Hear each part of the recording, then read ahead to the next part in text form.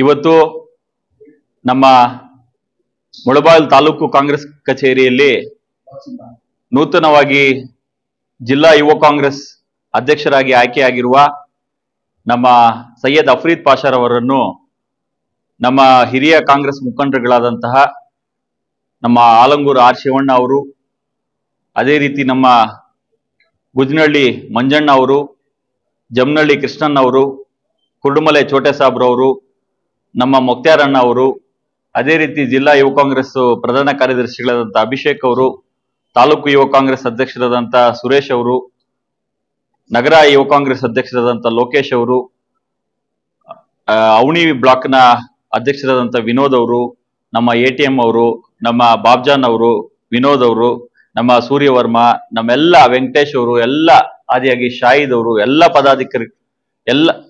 ಎಲ್ಲ ಪದಾಧಿಕಾರಿಗಳು ಇವತ್ತು ಸೇರಿ ಇವತ್ತು ನಮ್ಮ ನಗರದಲ್ಲಿ ಏನು ತಾಲೂಕು ಕಾಂಗ್ರೆಸ್ ಕಚೇರಿಗೆ ಮೊದಲ ಬಾರಿಗೆ ಭೇಟಿ ಕೊಟ್ಟಿದ್ದಾರೆ.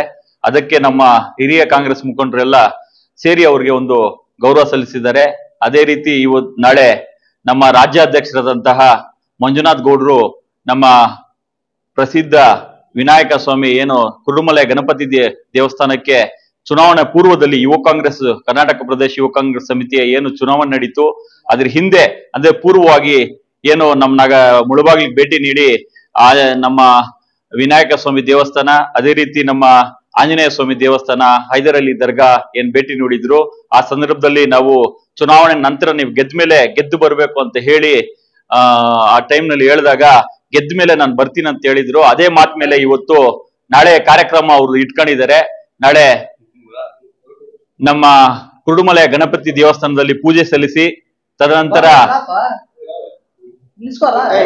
ಬಾಬಣ್ಣ ಆಂಜನೇಯ ಸ್ವಾಮಿ ದೇವಸ್ಥಾನದಲ್ಲಿ ಪೂಜೆ ಸಲ್ಲಿಸಿ ಬಾಬಾ ಸಾಹೇಬ್ ಅಂಬೇಡ್ಕರ್ ಅವರ ಪುತ್ಲಿಗೆ ಮಾಲಾರ್ಪಣೆ ಮಾಡಿ ತದನಂತರ ಬಾಬಾ ಹೈದರಾಲಿ ದರ್ಗಾಗೆ ಭೇಟಿ ನೀಡಿ ತದನಂತರ ನಮ್ಮ ಪಕ್ಷದ ಕಚೇರಿಯಲ್ಲಿ ಒಂದು ಪತ್ರಿಕಾಗೋಷ್ಠಿ ಇಟ್ಕೊಂಡಿದ್ದಾರೆ.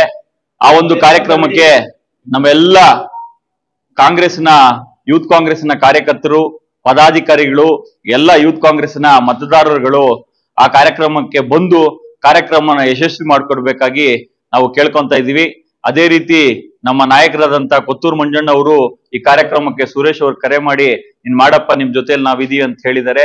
ಅದೇ ರೀತಿ ನಮ್ಮ 2023 ಅಭ್ಯರ್ಥಿಗಳಾದಂತಹ ಆದಿನಣ್ಣವರು ಕೂಡ ಅವಾಗ್ಲೇ ಫೋನ್ ಮುಖಾಂತರ ಕಾರ್ಯಕ್ರಮ ನೀವು ಮಾಡಿ ಪಕ್ಷದ ಕಚೇರಿಯಲ್ಲೇ ಮಾಡಿ ಅಂತೇಳಿ ನಿರ್ದೇಶನ ಕೊಟ್ಟಿದ್ದಾರೆ. ಅವ್ರದೊಂದು ಮಾತು ಮೇರೆಗೆ ಈ ಪಕ್ಷದ ಕಚೇರಿಯಲ್ಲಿ ಪತ್ರಿಕಾಗೋಷ್ಠಿಯನ್ನ ನಾವು ಹಮ್ಮಿಕೊಂಡಿದ್ದೇವೆ.